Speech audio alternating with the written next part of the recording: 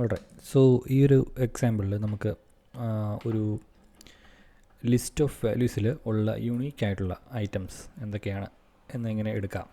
അതായത് നമ്മുടെ കയ്യിലൊരു ലിസ്റ്റ് ഡാറ്റ ടൈപ്പിൽ കുറച്ച് ഇൻഫർമേഷൻ സ്റ്റോർഡ് ആണെന്ന് വിചാരിക്കുക.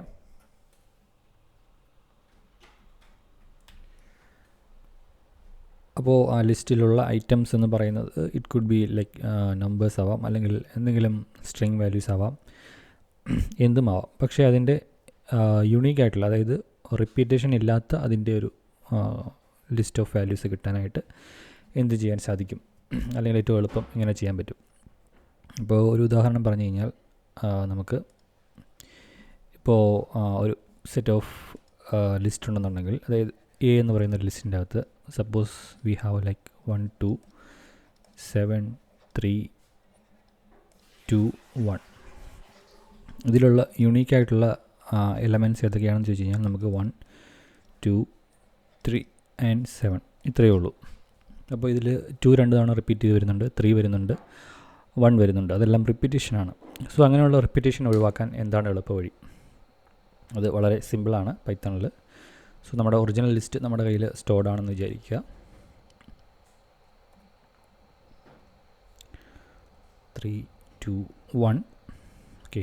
സോ ഇത് ആസ് സച്ച് നമ്മൾ പ്രിൻറ്റ് ചെയ്ത് കഴിഞ്ഞാൽ നമുക്ക് അത് തന്നെയായിരിക്കും കിട്ടുക. അതിൽ നിന്ന് റിപ്പീറ്റേഷൻ ഒഴിവാക്കാനായിട്ട് നമുക്കതിനെ സെറ്റ് ഓപ്പറേഷൻ വിളിച്ച് കൺവേർട്ട് ചെയ്യാം. സോ അത് അതിൻ്റെ അകത്ത് യൂണീക്ക് ആയിട്ടുള്ള എലമെൻറ്റ്സ് മാത്രമേ അതിലുണ്ടാവുള്ളൂ. തിരിച്ചതിനെ ലിസ്റ്റിലോട്ടാക്കാൻ we can use list function. So ഈ രീതിയിൽ ഇതിൻ്റെ അകത്തുള്ള റിപ്പീറ്റേഷൻ, അതിപ്പോൾ എത്ര വലിയ ലിസ്റ്റ് ആയാലും അതിൻ്റെ അകത്തുള്ള യൂണീക്ക് ആയിട്ടുള്ള എലമെൻറ്റ്സ് മാത്രം എടുക്കാൻ സാധിക്കും. ഇനി നമ്പേഴ്സിന് പകരം എന്തെങ്കിലും പേരോ അല്ലെങ്കിൽ സ്ട്രിങ് ആണെങ്കിലും ഇതേ കാര്യം വർക്ക് ചെയ്യും. ഇപ്പോൾ suppose red green blue then again റെഡാണ് വരുന്നതെന്ന് വിചാരിക്കുക. അങ്ങനെയാണെങ്കിലും സെയിം ഓപ്പറേഷൻ ചെയ്ത് കഴിഞ്ഞാൽ നമുക്കതിൻ്റെ അകത്തുനിന്ന് യൂണീക്ക് ആയിട്ടുള്ള എലമെൻറ്റ്സ് നമുക്കിതിൽ കിട്ടും.